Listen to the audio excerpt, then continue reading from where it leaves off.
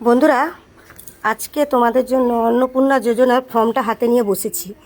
তো বলেছিলাম পরের ভিডিওতে ফিল আপটা করা দেখিয়ে দেবো। তো প্রথম 1 নম্বর পাতায় কি রয়েছে, পারিবারিক পরিচয়।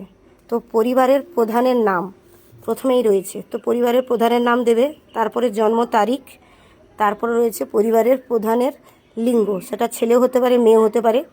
পরিবারের প্রধানের আধার নম্বর, এই লাইনটাতে আছে আধার নম্বর। তারপরে আছে ডিজিটাল রেশন কার্ড আছে কি না। তো এখন আপাতত সকলেরই ডিজিটাল রেশন কার্ড আছে। আর পরিবারের সদস্য সংখ্যা, তোমার পরিবারে 3 জন না 4 জন না 6 জন 10 জন যতজন হতে পারে তার সদস্য সংখ্যা দেবে। তারপর ঠিকানাটা মাস্ট, এই জায়গাটা হবে ঠিকানা। তারপরে মাস্ট রয়েছে যোগাযোগ নম্বর, অবশ্যই দিবে। তারপরে হয়েছে নাম, জন্ম তারিখ, লিঙ্গ, পরিবারের প্রধানের সম্পর্ক। তোমার এই যে পরিবারের প্রধানের সঙ্গে সম্পর্কটা কি। তো পরিবারের প্রধানের সঙ্গে সম্পর্ক পরে রয়েছে এখানে আধার নম্বর।